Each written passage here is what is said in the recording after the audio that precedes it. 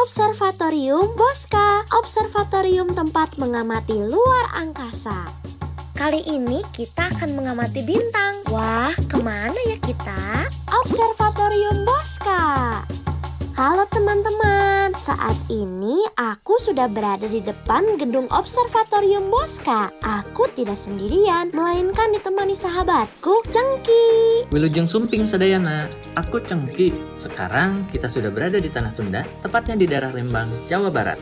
Observatorium Bosca adalah sebuah lembaga penelitian yang berada di bawah naungan Fakultas Matematika dan Ilmu Pengetahuan Alam Institut Teknologi Bandung atau yang kita kenal dengan ITB. Pusat penelitian ini terletak di atas ketinggian 1310 meter di atas permukaan laut dan berdiri di atas lahan seluas 6 hektar. Observatorium ini juga mempunyai atap yang unik karena berbentuk kubah dengan diameter 14,5 meter dan berat 56 ton.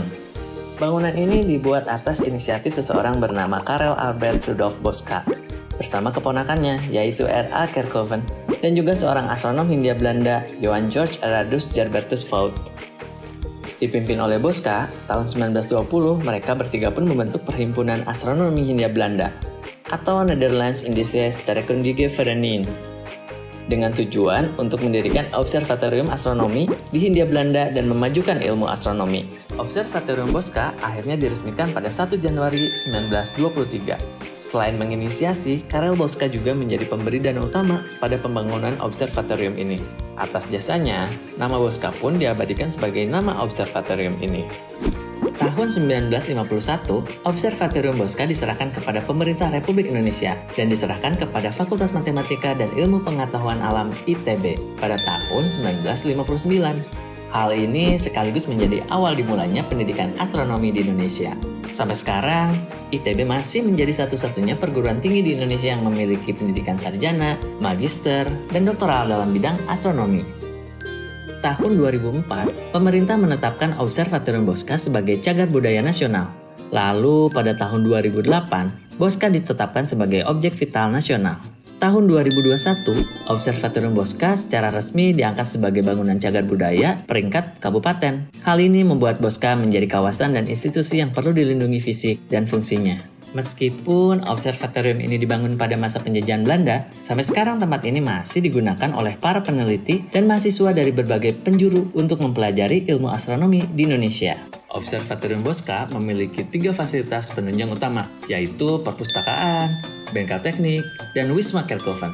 Ketiganya mempunyai peran tersendiri dalam membantu menunjang penelitian dan pembelajaran di lingkungan Observatorium Bosca. Seperti perpustakaan yang memiliki puluhan ribu koleksi buku dan menjadi sumber bahan bacaan bagi para astronom. Bengkel teknik yaitu ruang kerja bagi para astronom, dan Wisma Kerkhoven yang digunakan sebagai penginapan bagi para tamu yang akan melakukan penelitian atau kegiatan lokakarya. Menarik sekali tempat ini, Cengki. Tapi, apa kita tidak bisa masuk untuk melihat-lihat? Bisa, ayo masuk ke dalam.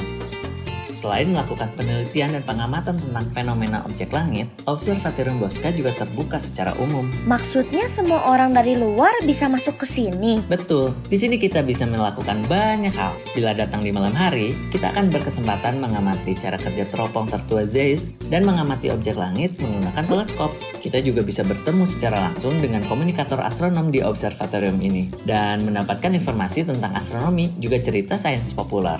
Wah, aku tidak sabar untuk melihat bintang menggunakan teropong di sini. Nah, untuk bisa mengamati bintang, kita perlu memperhatikan waktu ketika akan berkunjung ke sini. Karena mengamati luar angkasa hanya bisa dilakukan saat langit malam sedang cerah.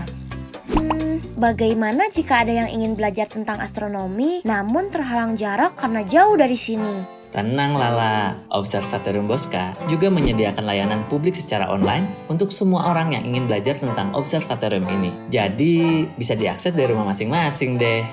Nah, itulah cerita singkat mengenai sejarah Observatorium Bosca yang masih beroperasi hingga saat ini.